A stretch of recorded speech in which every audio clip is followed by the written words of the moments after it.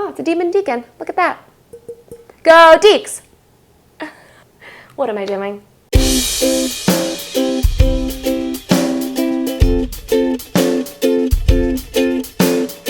Hi, it's Allie from insprlz.it, and today we're in my kitchen, and I'm going to share with you some of my best tips for making your cooking experience better. A lot of you write into me saying that you've never cooked before, or you don't like cooking, or you find it overwhelming, and I figured I'd put together a quick little video with my best tips that help me be more composed in the kitchen and have just a more fun experience, because cooking is fun and it's a great way to connect with the food you're putting into your body and feel good and confident. Okay, so my first tip is probably my most helpful, and you've probably heard it beforehand, but you might have ignored it or you didn't think it was that important, but I'm telling you that it is important.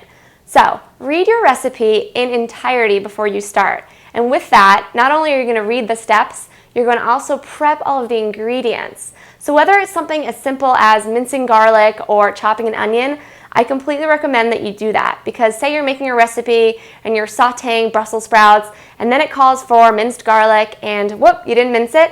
And it takes about a minute to mince garlic if you don't have that great of, mincing or knife skills. I mean, I don't have that great of knife skills, so it would take me a good 30 seconds to a minute to mince garlic.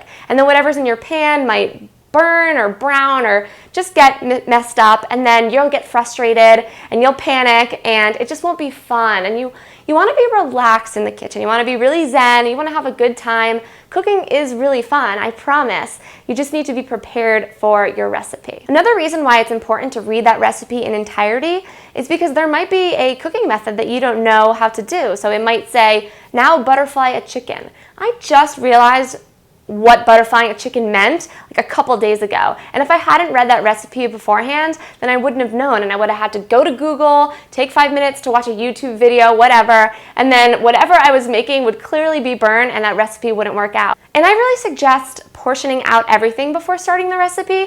So you might see the recipe calls for a cup of chicken broth, and you might have the chicken broth right there in its container, but you might not have measured it out beforehand. But honestly, if you're new to cooking, I really recommend that you portion it out, because then it's simple as dumping it into the pan or the pot or whatever. And you don't have to take those extra 15 seconds, say, to find your measuring spoon or your measuring cup and then portion and then pour in. You want everything to go as smoothly as possible. So the next tip that I learned is actually from the queen of easy, quick cooking, and that is Ms. Rachel Ray. So I was reading somewhere online a long time ago, years ago, and she said to always have a little garbage bowl next to her cooking. So wherever your cooking area is on your countertop, put a small bowl that you can throw in garbage, or just pull your garbage can out from your cabinet and place it nearby where you're cooking. Because the key here is that you don't want a messy cooking area. I mean, think about your bedroom. If you wake up in the morning and there's clothes all around and your jewelry is everywhere and it's just messy, then you're not going to feel like you're going to have that productive, organized day. So take what you do in your normal life with organizing and apply it to cooking. So I actually have a prop to go along with this tip, and that is this bowl here.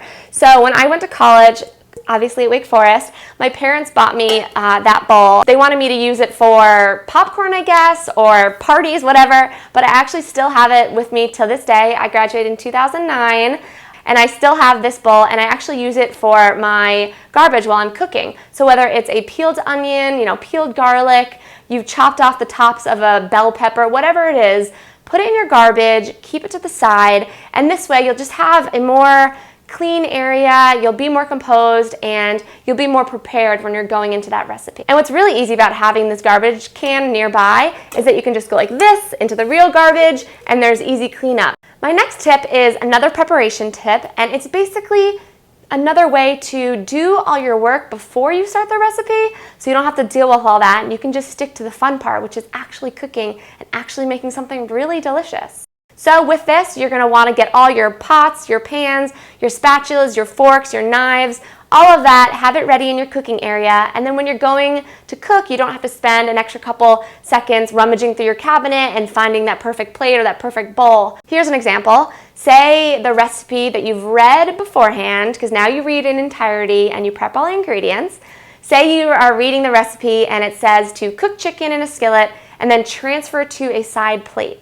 Now you might not think it's important to grab that side plate, but I'm telling you, you want to do this. So you grab that side plate, it's already ready, and then when you're cooking the chicken and it says to set it aside, you don't have to spend 20 seconds finding a plate and potentially burn your chicken or whatever you're cooking. So it takes you 5 seconds to find that plate beforehand, so trust me, do it, and your cooking experience will be that much easier. My final tip. Woo!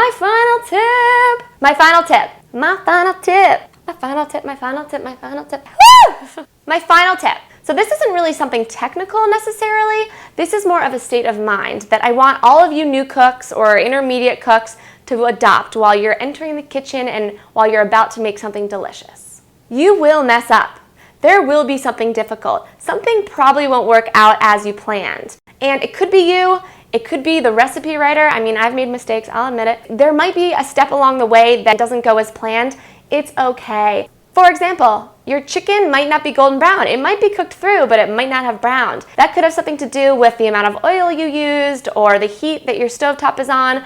All stovetops are different, all ovens are different. It's bound to be different for you, and your experience is not going to be as perfect as you probably intended, but that's okay. So just take a deep breath and relax, have fun in the kitchen. You're making food for yourself, you're nourishing your body.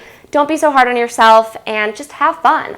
Okay, I hope that you loved this video and you learned something today, and now you're excited. You're probably printing something off from inspiralized.com as we speak, and you're gonna make something delicious, and you're gonna have fun in the kitchen. You're not gonna stress out, you're gonna zen out, and I cannot wait to hear about your experience. So if you like this video, give it a thumbs up, subscribe to my YouTube channel, and of course, leave a comment with anything you'd like me to explain. I would love to hear from you. And of course, happy spiralizing.